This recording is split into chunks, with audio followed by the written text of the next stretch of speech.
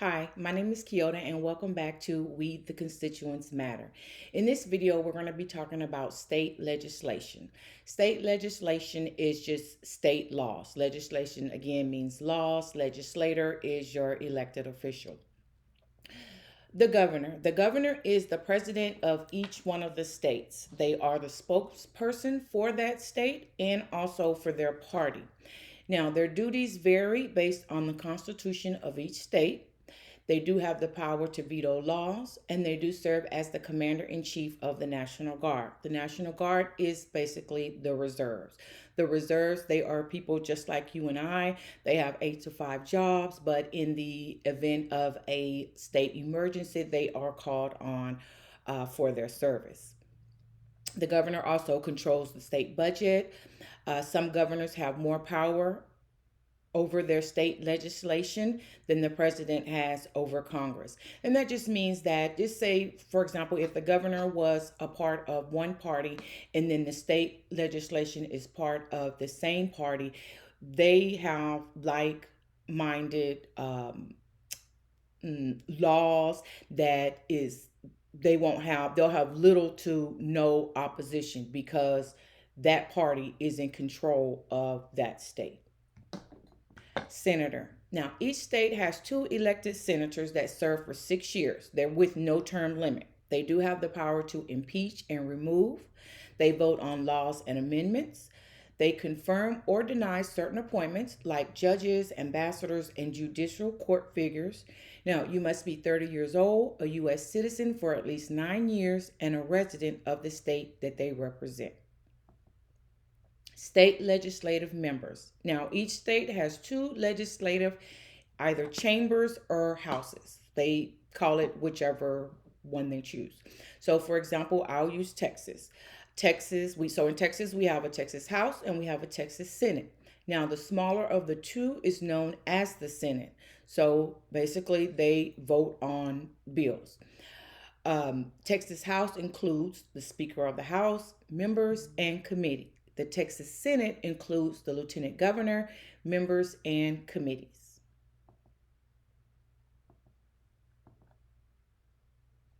Okay, the state legislative branch is made up of elected representatives, which are known as public servants. They make laws by researching, writing, and passing legislation. Members represent their district to help their constituents. They are there to be a voice for the people that they represent. Redistricting. They are responsible for redistricting. Now, redistricting is done every 10 years, and basically what it does is based on the population, they what should be done is, I'll give you an example. Okay, just say for your state, you want to divide it like this, where it's you have 4 equal parts, okay? Or it could be 3 equal parts, but equal parts of the state. And then based on the population, you'll get so many people that's going to represent each one of those districts. So with redistricting, there's a action which is called gerrymandering. So instead of dividing the state like this, they'll divide it like, okay, we'll go here, we're going to come up like that, and we're going to come up like that, and come up like that.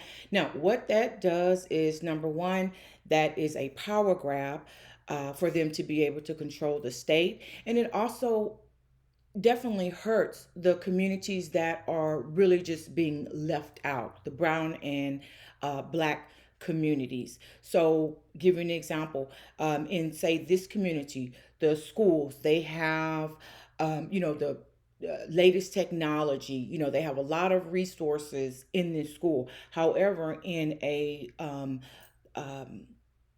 community that's black or brown or less fortunate, they don't have the same amount of technology and resources and services that are going to this district versus this district. That is called gerrymandering versus setting it up equally and then redistricting it so that all of the whole state can receive the resources and the help and the technology to say. Okay, they also perform an oversight for the executive branch. They approve the state's budget and initiates tax legislation and articles of impeachment. Okay, so a government official is also known as a public servant.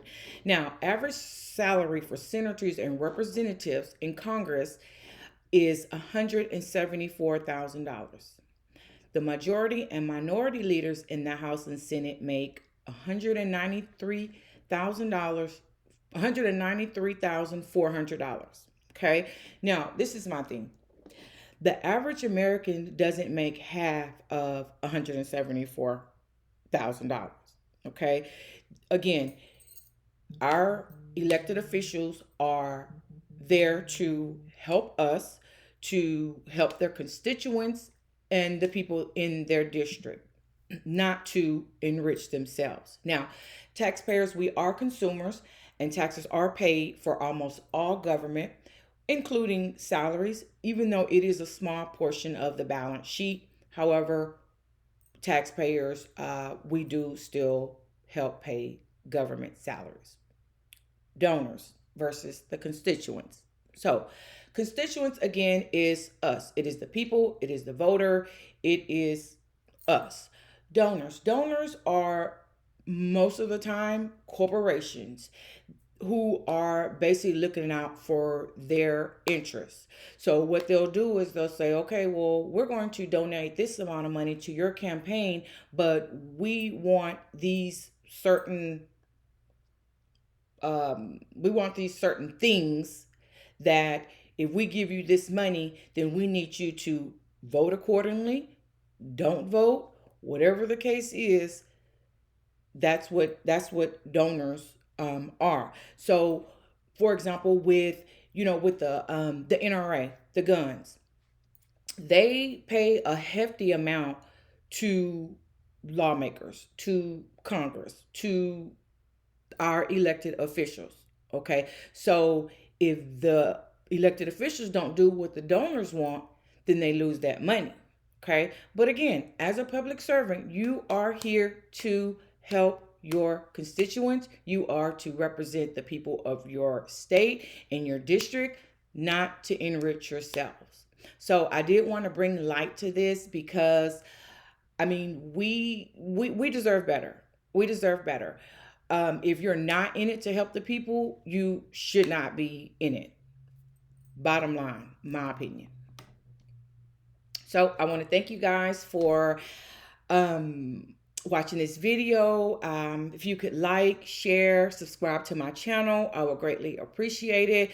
Again, midterms is November 8th, 2022. If you can early vote, please get out and early vote. Worst case scenario, please make sure that you vote on November the 8th. Again, you can go to www.usa.gov to see if you are registered to vote. If you have any questions for me, you can email me at wtcmatter@gmail.com. If you have any questions, you want me to research anything, I would definitely love to do that. I do have my CashApp, my Zelle, and my Venmo in the bio. I definitely would love your support. Thank you guys so much. See you guys on the next video, and you have a great rest of your day.